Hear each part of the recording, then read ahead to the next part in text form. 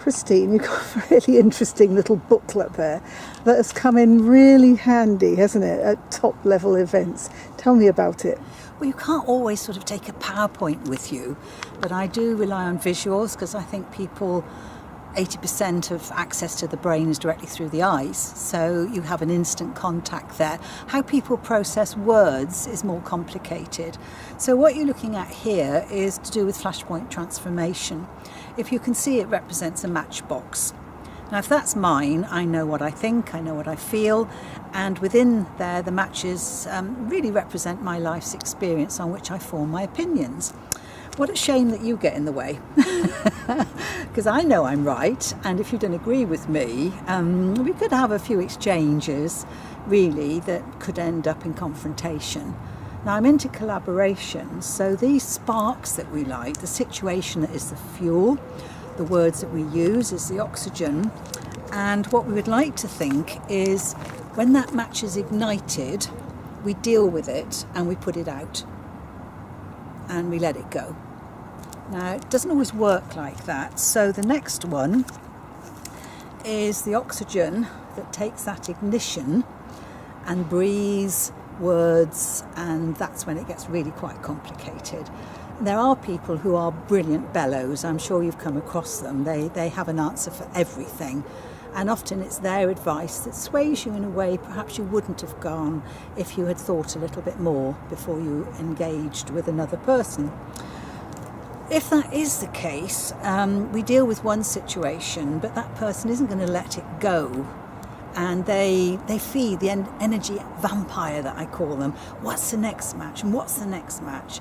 So you never pacify them. Whatever you do is never enough. There's always this ongoing, oh, here we go again sort of feeling.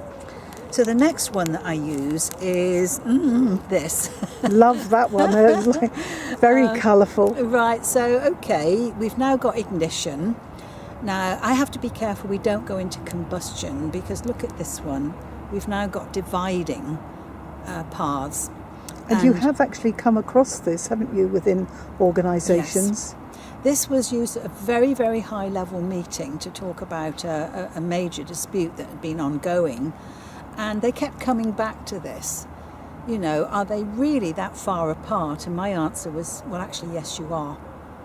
And they were pretty surprised about that, weren't they? They had to stop and think about it, because where was this going to go? Was this going to actually lead to me trying to come in as the fire brigade?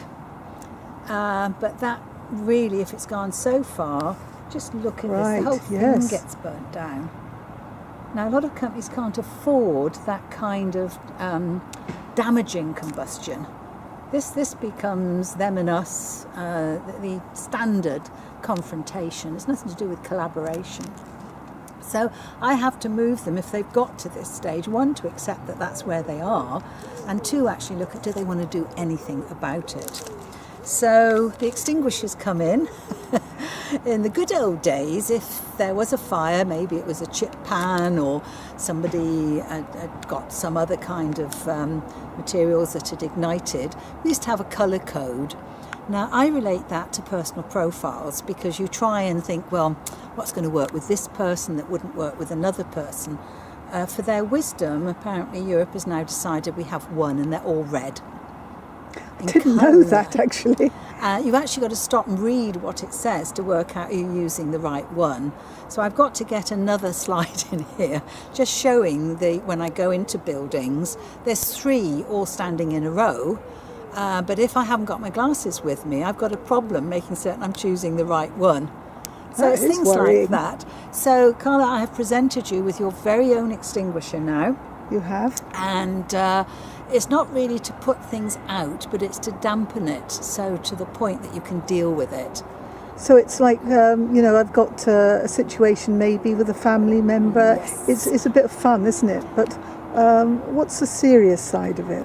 The serious side is that your emotions overrun you and logic goes out the window. Now, we've talked about passion, where you care deeply, which is fine, but if you stop listening to what the other person is saying, you're right back at the beginning with opponents rather than allies.